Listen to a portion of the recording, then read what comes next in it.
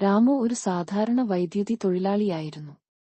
10ാം ക്ലാസ്സിൽ പഠിപ്പു നിർത്തിയ സീമയാണ് അയാൾ പ്രണയിച്ചത്. അവരുടെ സ്നേഹം തളിർത്തു വളർന്നു. സീമയെ ഉന്നതിയിലെത്തിക്കണമെന്ന ശുദ്ധമായ ആഗ്രഹത്താൽ രാമു ജീവിതം സമർപ്പിച്ചു. അവളുടെ പഠനത്തിനായി തന്റെ സമ്പാദ്യം ചെലവഴിച്ചു. രാത്രി ക്ലാസുകളിൽ ചേർത്തു, ട്യൂഷൻ ഏർപ്പാടാക്കി, തന്റെ പ്രിയപ്പെട്ട മോട്ടോർ സൈക്കിൾ വിൽക്കുക വരെ ചെയ്തു. എന്നിട്ട് തന്റെ പ്രിയപ്പെട്ട ഭാര്യയുടെ പേരിൽ ഒരു വീടും നിർമ്മിച്ചു. വർഷങ്ങൾ കഠിനാധ്വാനം ചെയ്തതിന്റെ ഫലമായി സീമയ്ക്ക് ഗവൺമെന്റ് ജോലി ലഭിച്ചു. രാമുവിന്റെ അനുയാത്രയില്ലാതെ അവൾക്ക് അത് സാധ്യമാകുമായിരുന്നില്ല. എന്നാൽ അവളുടെ സ്നേഹത്തിന്റെ തീപ്പൊരി മങ്ങാൻ തുടങ്ങി. ഗവൺമെന്റ് ഉദ്യോഗസ്ഥയായ സീമയ്ക്ക് തന്റെ പരിമിതമായ വിദ്യാഭ്യാസമുള്ള ഭർത്താവ് തനിക്ക് യോജിച്ചവനല്ലെന്ന് തോന്നിത്തുടങ്ങി. അവന്റെ തൊഴിൽ, സാമൂഹിക പരിഷ്കാരമില്ലായ്മ, ലളിതമായ ജീവിതശൈലി എന്നിവയെല്ലാം അവൾ വിമർശിക്കാൻ തുടങ്ങി. ഈ നിരന്തരമായ വിമർശനം രാമുവിന്റെ ആത്മവിശ്വാസത്തെ തകർത്തു.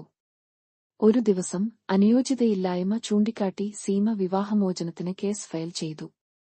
സ്ത്രീകൾക്ക് അനുകൂലമായ നിയമവ്യവസ്ഥ അവളെ പിന്തുണച്ചു. രാമുവിന്റെ ത്യാഗങ്ങളും വീട് നിർമ്മിക്കാൻ അദ്ദേഹം ചിലവാക്കിയ പണവും കണക്കിലെടുക്കാതെ കോടതി അദ്ദേഹത്തോട് വലിയൊരു നഷ്ടപരിഹാരം നൽകാൻ ഉത്തരവിട്ടു. വിഷമിതനും സാമ്പത്തികമായി തളർന്ന രാമുവിന് ലോകം തകർന്നു പോയതുപോലെ തോന്നി. നിരാശയിൽ അദ്ദേഹം പ്രാദേശിക പത്രത്തിൽ ഒരു ഞെട്ടിക്കുന്ന പരസ്യം നൽകി. വിൽപ്പനയ്ക്ക് വൃക്ക, നഷ്ടപരിഹാരം നൽകാൻ അദ്ദേഹം തന്റെ വൃക്ക വിൽക്കാൻ തയ്യാറായിരുന്നു.